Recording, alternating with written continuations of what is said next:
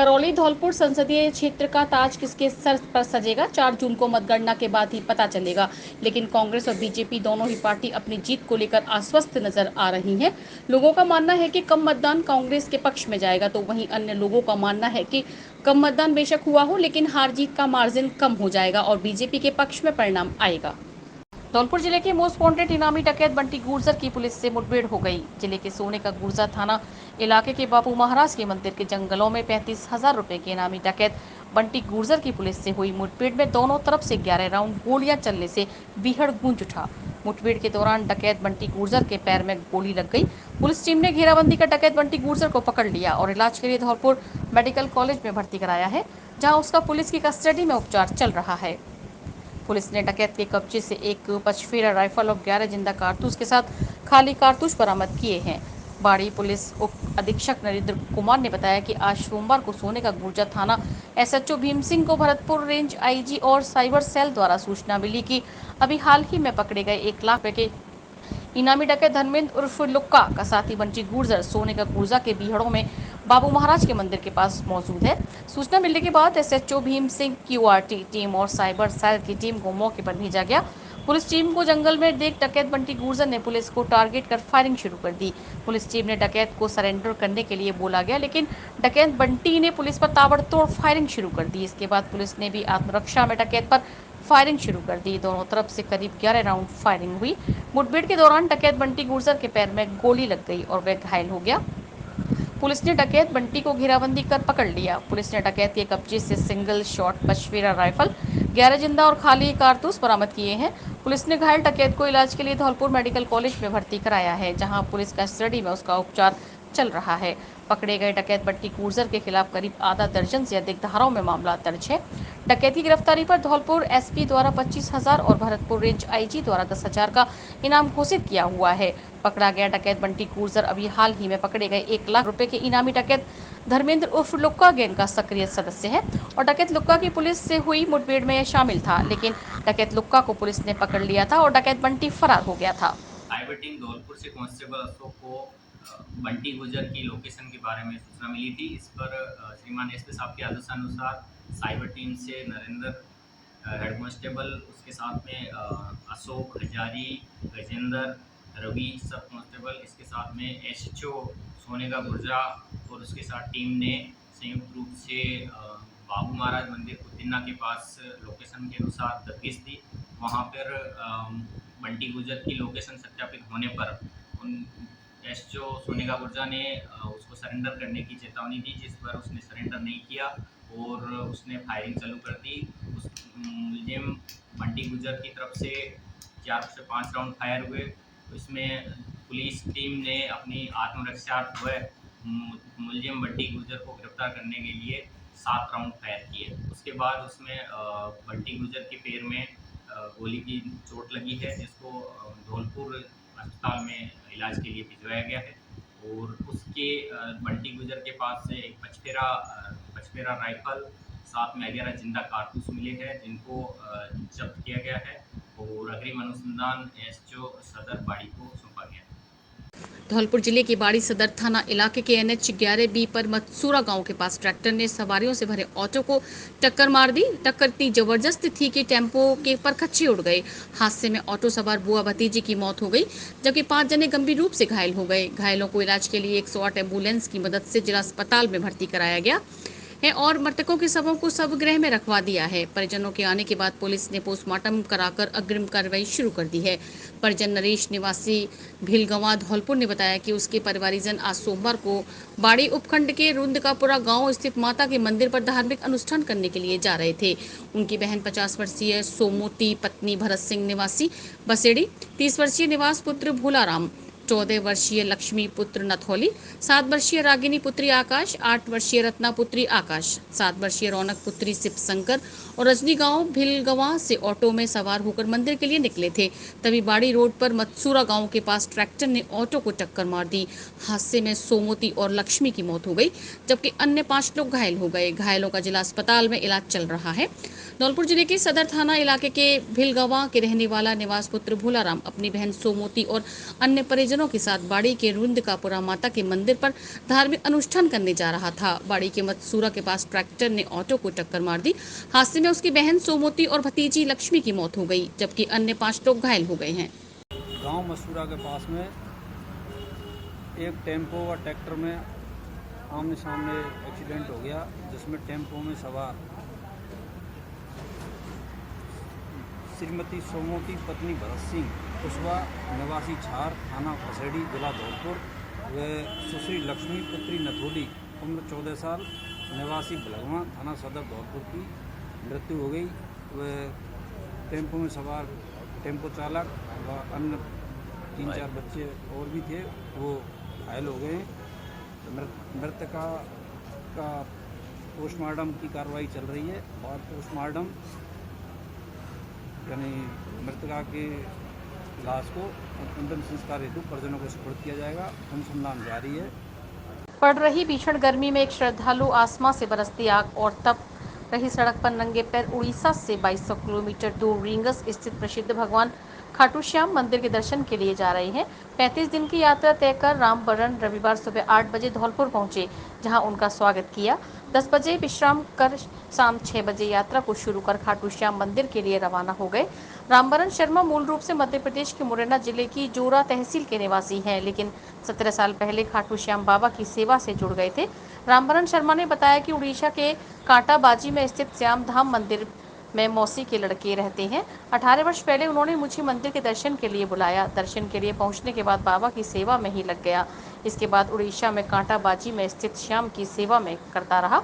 वर्ष 2021 में पहली बार उड़ीसा से रींगस स्थित खाटू श्याम बाबा की पदयात्रा प्रारंभ की है। धौलपुर पहुंचते ही रामबरन शर्मा का श्याम मित्र मंडल के अधिकारियों द्वारा स्वागत किया। कमेटी के लोगों ने पैरों पर मेहंदी लगाई तो किसी ने शरीर की मालिश कर सेवा की। इस अवसर पर मुकेश मंगल, रमेश चंद्र अग्रवाल, विनय अग्रवाल, लाखन सिंह निषाद, आकाश, महेश अग्रवाल, सतीश, छोटू, नीरज व अन्य कमेटी के लोग मौजूद रहे। रामबरन शर्मा ने बताया कि वर्ष 2021 में कमेटी के एक सदस्य मेरे पास आए और कहने लगे कि मैं जयपुर खाटू श्याम पदयात्रा पर जा रहा हूं। फिर दूसरे दिन आते हैं, कहते हैं कि खाटू श्याम का प्रोग्राम कैंसिल कर दिया है। अब उड़ीसा के भटली गांव स्थित श्याम मंदिर के दर्शन करने जा रहा हूं। रामबरन ने कहा कि भटली यात्रा पर मैं भी चल रहा हूं। तीसरे दिन वो फिर आए, बोले बताओ कब चले। रामबरन ने कहा कि मंदिर के संस्थापक को बताकर फिर कुछ दिनों में चलते हैं। चौथे दिन सदस्य फिर आए और रामबरन से पूछा बताओ कब चले। रामबरन बोले मैं तो जयपुर खाटू श्याम जा रहा हूं और 2 दिन बाद यात्रा पर निकल गए। मंदिर कमेटी ने रोका और मंदिर कमेटी से इस्तीफा देने के बाद मुझे पदयात्रा के लिए जाने दिया। यात्रा पूरी होने के बाद मंदिर संस्थापक ने दोबारा उड़ीसा मंदिर बुला लिया और जिसके बाद हर वर्ष 2200 किलोमीटर की लगातार पदयात्रा कर रहे हैं। उड़ीसा से कांटाबाजी से निकला हूँ। आज मेरे को 37 दिन हो गए जमते। पहले मेरा खरिया रोड में स्टॉप था, दूसरा रायपुर में था, फिर भिलाई में था, होते हुए बालाघाट होते हुए आज मैं जौनपुर राजस्थान में प्रवेश किया था। अभी मेरा आगे जो 10 दिन का पड़ाव और रह गए हैं। यात्रा कर चुका हूँ। 45 से 50 दिन लगता है बहुत जल कल्याण के लिए। जिले की कंचनपुर थाना पुलिस ने मुखबिर की सूचना पर कार्रवाई करते हुए करीब 1.5 माह से फरार चल रहे हत्या के प्रयास के 4 आरोपियों को गिरफ्तार किया है। गिरफ्त में आए आरोपियों ने थाने पर दर्ज मामले को लेकर पूछताछ की जा रही है। आरोपियों में 2 सगे भाइयों के साथ पिता और चाचा शामिल हैं। कंचनपुर थाना SHO शैतान सिंह ने बताया कि गुर्जा गांव में 18 अप्रैल को हुए झगड़े और हमले के मामले में फरार आरोपी गजेंद्र और जितेंद्र पुत्र पूरन सिंह पुत्र जनवेद और रामनिवास पुत्र जनवेद को गिरफ्तार किया है।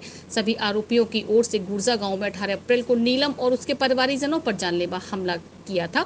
इसमें घर में घुसकर वारदात की गई थी। उक्त मामले को पुलिस ने हत्या के प्रयास सहित विभिन्न धाराओं में दर्ज कर आरोपियों की तलाश शुरू कर दी थी, लेकिन आरोपी पुलिस के हाथ नहीं लग रहे थे। ऐसे में मुखबिर से चारों आरोपियों को गुर्जा मोड़ से गिरफ्त में लिया है। वारदात के इरादे से घूम रहे 2 बदमाश गिरफ्तार, देसी तमंचा समेत आधा दर्जन जिंदा कारतूस बरामद। धौलपुर जिले की कंचनपुरा थाना पुलिस ने वारदात के इरादे से घूम रहे 2 बदमाशों को कुरिंदा मोड़ से गिरफ्तार किया है। पुलिस ने दोनों बदमाश के कब्जे से एक देशी तमंचा, 315 बोर और आधा दर्जन जिंदा कारतूस बरामद किए हैं। कंचनपुर थाना SHO शैतान सिंह ने बताया कि बीती रात को जरिए मुखबिर सूचना मिली कि 2 बदमाश कुरेदा गांव के मोड़ के पास वारदात के इरादे से घूम रहे हैं। मुखबिर की सूचना पुलिस टीम को मौके पर भेजा गया। पुलिस टीम ने मौके पर पहुंचकर घेराबंदी कर केशव गुर्जर पुत्र मोहन सिंह गुर्जर और अतर सिंह पुत्र उदयभान सिंह गुर्जर को गिरफ्तार कर लिया।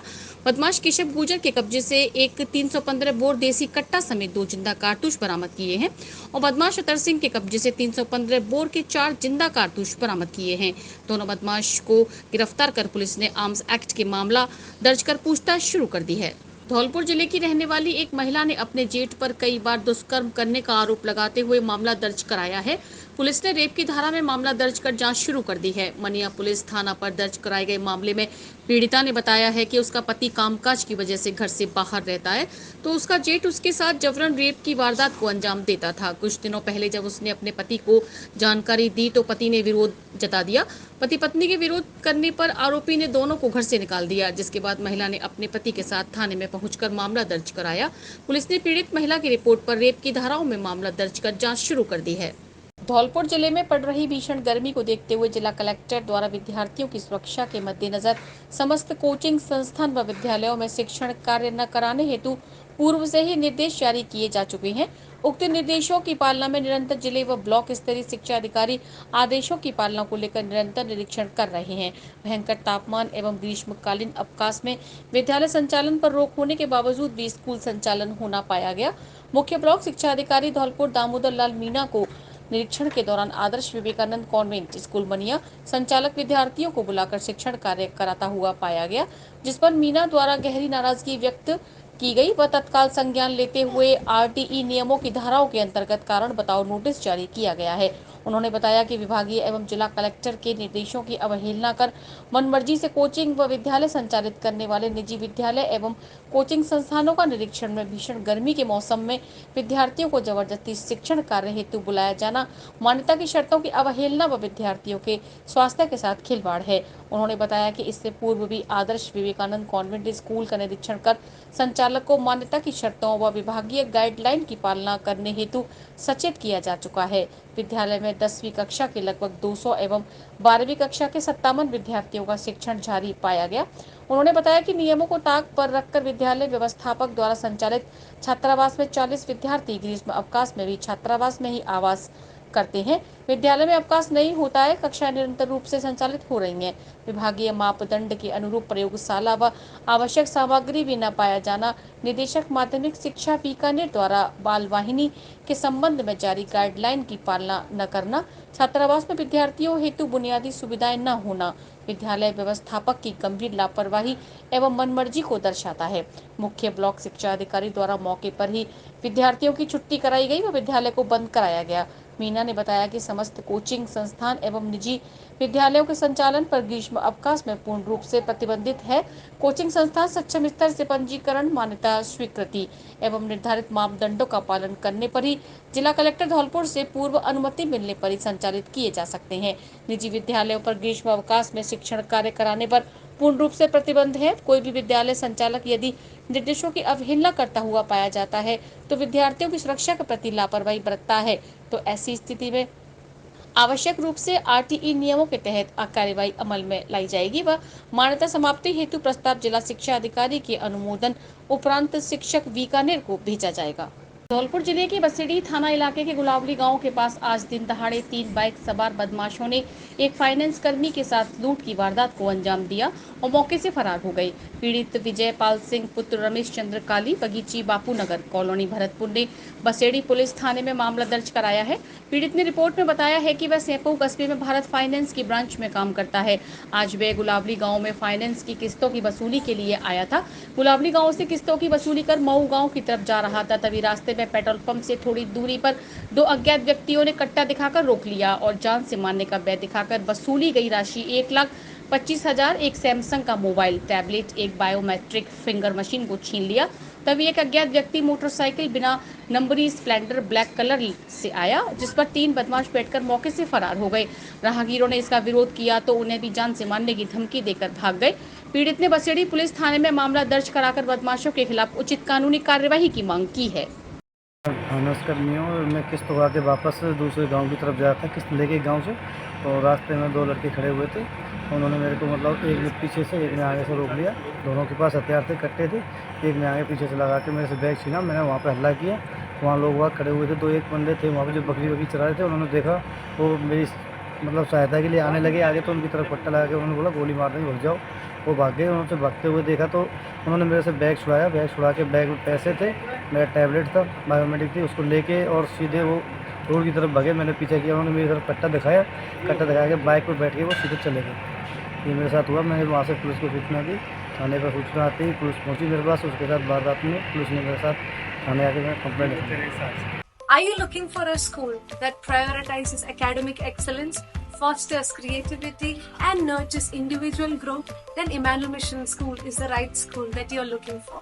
A legacy of 35 plus years, Emmanuel believes that every child is unique, and with the right kind of educational framework and attention, every child can shine bright. Admissions are now open at Emmanuel Mission Senior Secondary School, Badi Road and Jail Road branches. For admissions from class nursery to class 12 are open now, limited seats only. You can enroll your child for better future.